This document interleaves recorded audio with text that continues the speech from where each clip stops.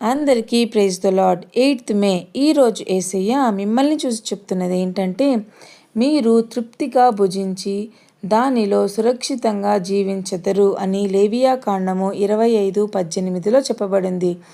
You will dwell in the land in safety. ఈ అధ్యాయంలో దేవుడు ఇశ్రాయేలు ప్రజలకు విశ్రాంతి సంవత్సరము గురించి బోధిస్తున్నాడు. దేవుడు వారికి చెప్పినది, నా ఆజ్ఞలను పాటించండి, అప్పుడు మీరు సురక్షితంగా జీవిస్తారు అని.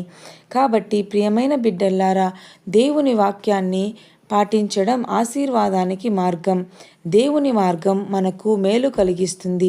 చిన్ని ప్రార్థన. ప్రియమైన పరలోకపు తండ్రి, నీకు స్తోత్రాలయ్యా.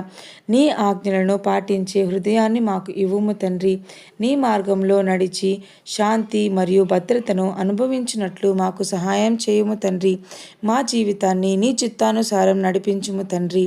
యేసు నామములో అడిగి వేడుకుంటున్నాము తండ్రి. ఆమేన్.